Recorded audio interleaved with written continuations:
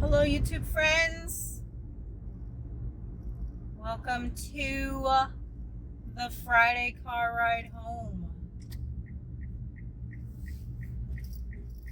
How was your week? How was your 4th of July? We had Tropical Storm Elsa come through this week.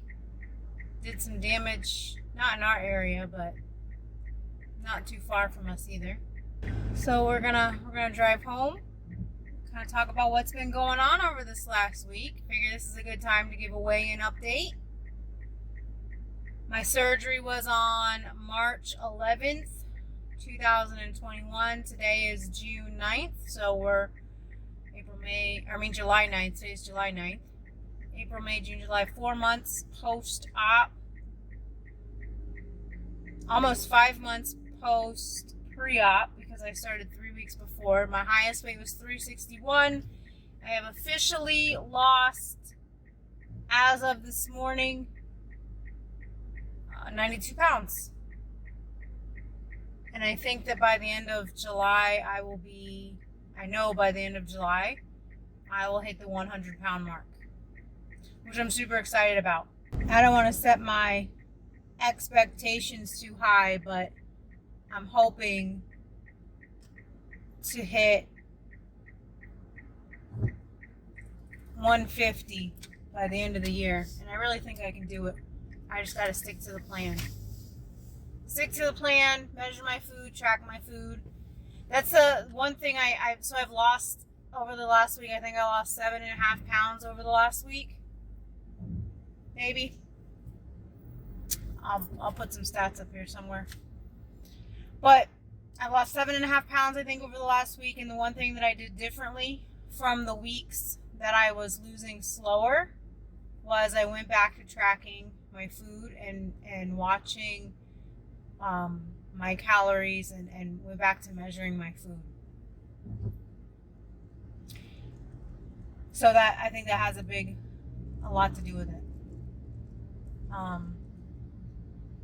That's it. I mean, that's really it for my weigh-in update. I'm still losing my hair at an alarming rate, and hopefully that'll slow down soon. I'm thinking about going and cutting it, having the sides shaved again. Maybe faux hawk on top. We'll see what happens. I have some things in the works. I'm doing a mid-year reset right now. I started my mid-year reset. I've never done this before. If you don't know what a mid-year reset is, I guess the best way to explain it is it's kind of like setting New Year's resolutions, but in the middle of the year, setting goals for what you want to do for the next 6 months. Hopefully I can get a video up on my process and then keep track of my progress on that, because I think that'd be really cool to document how, what I want to do over the next 6 months, since the last 6 months has kind of been a little tough for me. I really want to put my foot down and take control of the rest of the year. So I want to share some of that here. And then the one thing that I kind of wanted to talk about today was my job and kind of where I'm at in that part of my life, in my career part of my life. I've been watching these I Don't Dream of Labor and I Don't Have a Dream Job videos, and they've kind of been hitting me some sort of way. I've been working. I've worked for probably the last 18 years. For the last 16 and a half years, 17 years, I've been under this impression, this belief, if you will, that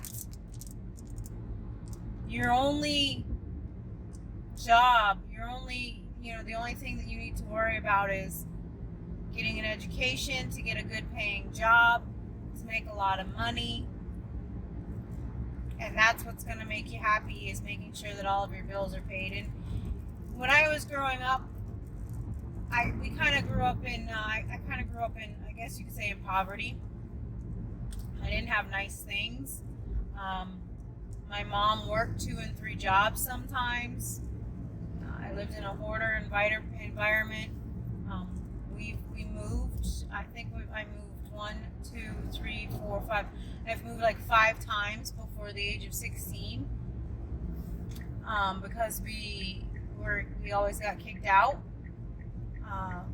Lights turned off, water turned off, and the one thing that I always said was that was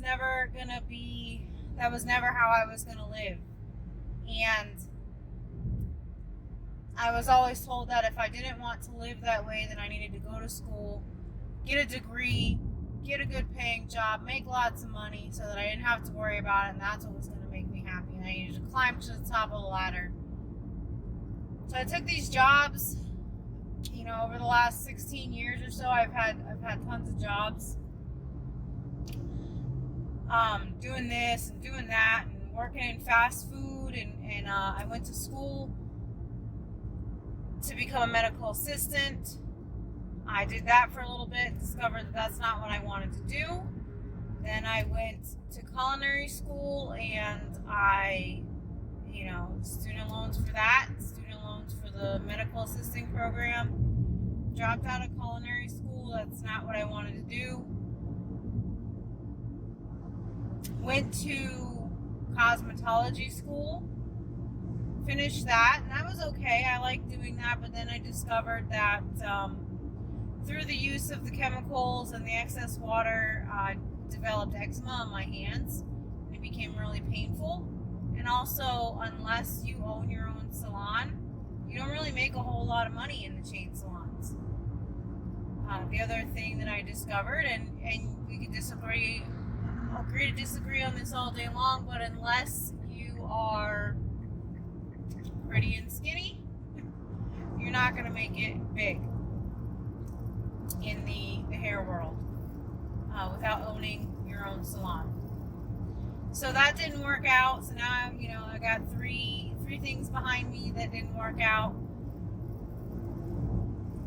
Became retail manager, manager at this place, and assistant manager at that place, and was always told and asked by family, well, when are you going to move up? When are you going to, are you going to try to become a store manager? Are you going to try to go on to the next level? What's after this? What's after this? What's after this? And I was always looking for the what's next. What's next? And I saw it as learning and wanting to learn something new and wanting to grow. But really it was, now that I look back on it, it was kind of like a brainwashing, if you will.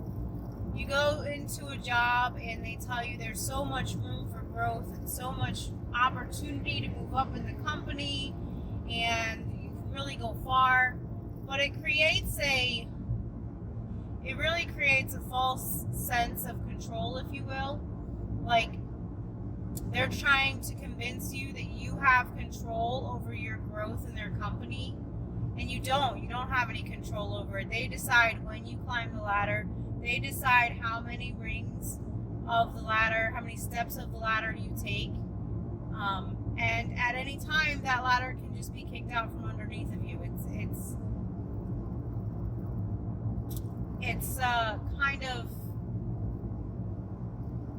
It's kind of a awakening to look back on it and think, wow, I really thought that I had control over all of these years, over my career path that I was choosing or the jobs that I was choosing. And I didn't. And instead, what I did was I devoted my time and I devoted my energy, and my work-life balance was all messed up, having to answer alarm calls because the wind shook the door a little too hard. At 3 a.m, having to answer these alarm calls, having to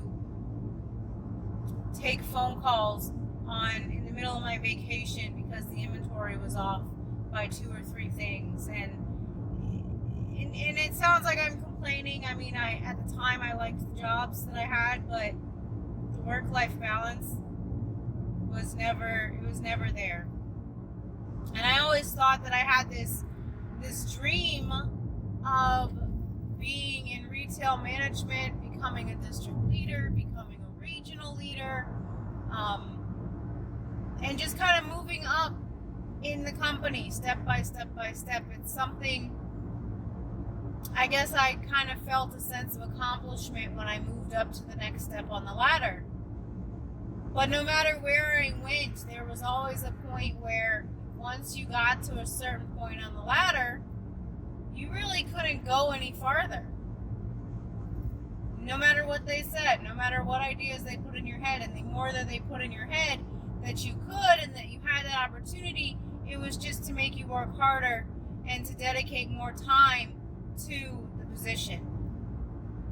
And so over the last 6 months, I've kind of come to a realization that I don't have control over what's going to happen, and that I've wasted so much time and energy on these companies that did not care about me. They did not care about my needs. They did not care about my mental health, and that I was going to find a job that worked for me. And originally I thought that was like, okay, well, I don't want a full-time job. I'm not going to devote my time and energy. I'm not going to spend 40 hours plus a commute. So that's 45 hours a week. That's about 25.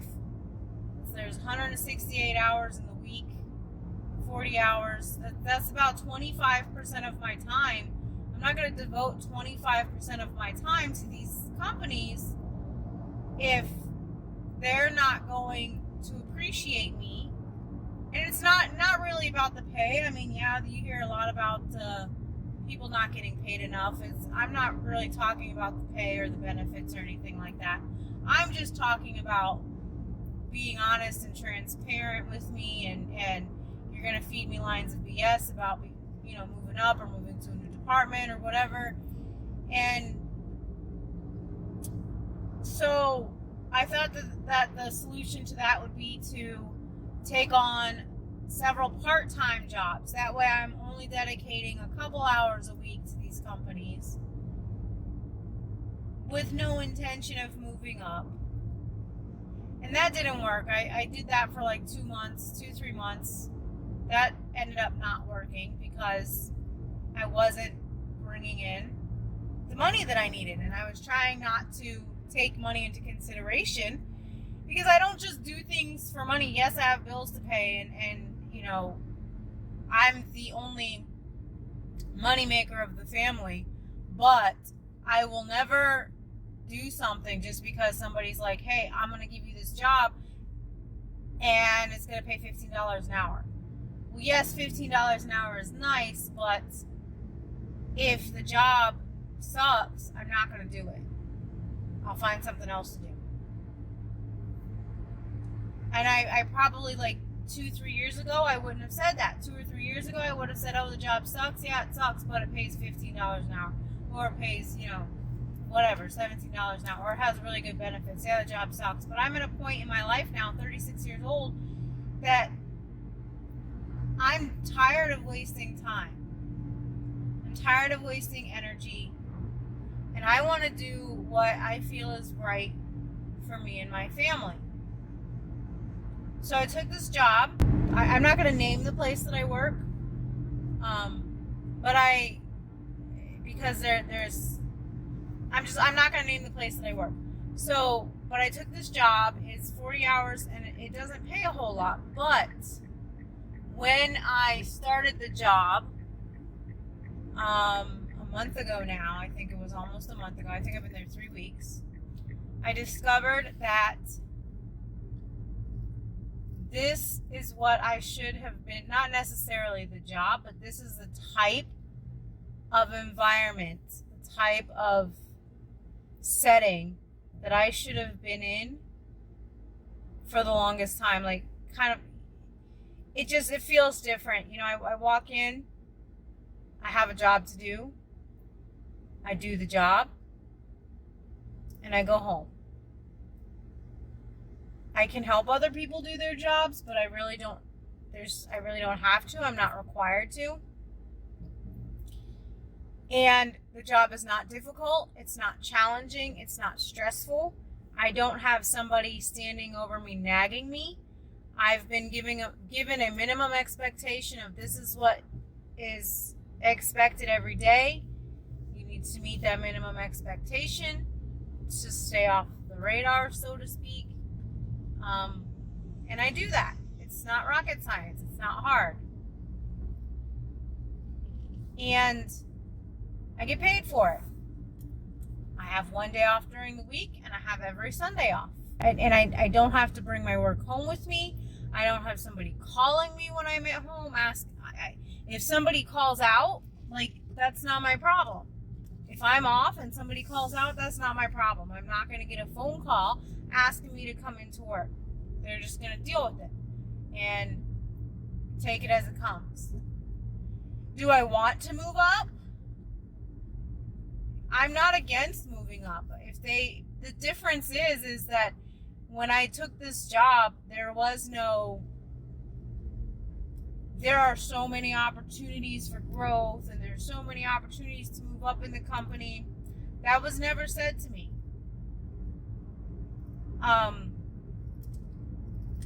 And so I think that what would happen is, do I want to move up? Let me answer that question. Do I want to move up the ladder? I wouldn't mind it. I would not be against it. But I know that this particular company that I'm working for, they're not going to place a 6-foot ladder in front of me and say, look, you can climb all the way to the top if you want. They're going to place one step in front of me at a time and not make any promises. Here's this step. Take this step. Don't know what's going to happen next. Don't know when it's going to happen. We'll come to you when we're ready for it to happen. And you know what? I'm okay with that. And it's really weird to say that I'm okay with that, because I have spent so many years with the what's next complex. What's next? What can I learn to do next? What's next? What's the next position? What kind of pay raise does that come with? Does it come with any extra benefits? Do I get to get out of my seat? Do I get to go to another department? Like, where do we go from here? I'm done with that. Like, I don't have to think that way, and that's okay. I am 36 years old. I don't have a dream job. Would I like for my side business to take off and become something that I can do more full-time and maybe work this part-time? Yeah, sure. That would be really cool, but I wouldn't say that it's a dream job. So I have goals, and I have ideas of what I want to accomplish in the next 6 months. I have goals and ideas of what I want to accomplish over the next year when it comes to my side business, when it comes to my life, when it comes to my personal development, my finances, and all that. But also, if it doesn't happen, I'm not going to be crushed. I might be a little bummed out, but if it doesn't happen, it's because I let it not happen, not because of external influences.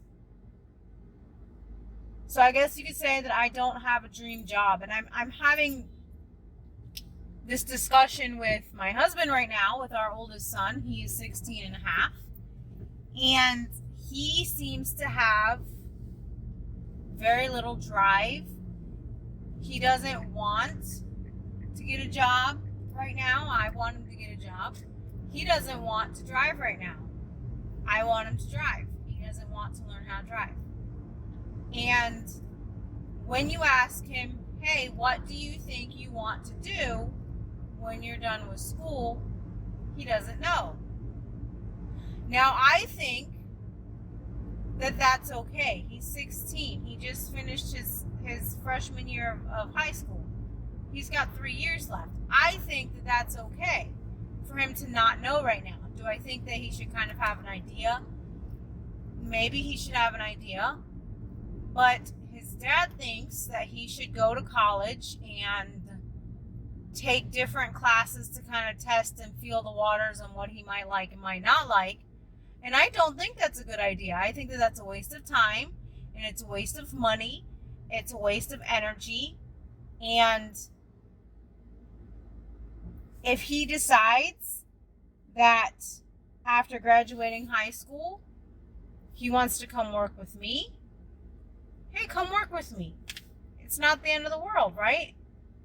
If he decides that he wants to work at Home Depot, go work at Home Depot. Like, obviously only he knows. He's the one who's going to be managing his budget, not me. And as long as he can pay his bills and provide for his family, do whatever he wants. I just wanted to kind of get that off my chest a little bit today, because it's been brought to my attention that we may have another department opening up, and they want to move me to that department, which I'm fine with. But upon being asked if I like my job, I was telling them, yeah, I do like it, and told them how I've spent the last 16 and a half years always trying to climb the next ring ladder, and I don't feel like I have to do that here, and I think that I might have said it the wrong way. I think that I might have worded it a little poorly, and it may have sounded like I didn't have an interest in moving up with the company, and that's not the case at all. If I move to this new department and opportunities come to me, then I'll be all for taking them. But I'm not going to go looking for the opportunities, because it's just going to stress me out and cause me to overthink, and I'm not trying to do that right now. So I wanted to kind of get that off my chest. And if you're in a similar situation, I'm coming into my second half of my 30s. I guess you can call it almost into my midlife. If you are in the same position and you kind of feel like you're stuck, and maybe that's what you need. Maybe I said something that triggered something that you needed to hear. Maybe you too have that complex of, I'm always looking for the what's next, and sometimes you have to step back and say, instead of me looking for what's next, I'm going to let what's next come to me. Maybe that's what you need. I know that's what I needed, and that's kind of where I'm at. So if you stuck around this far, I appreciate it. Don't forget to comment, like, subscribe, and all that jazz. Thanks for tuning in to the first official episode of Friday Drives. I hope that everyone has a great weekend. And until next time, bye YouTube.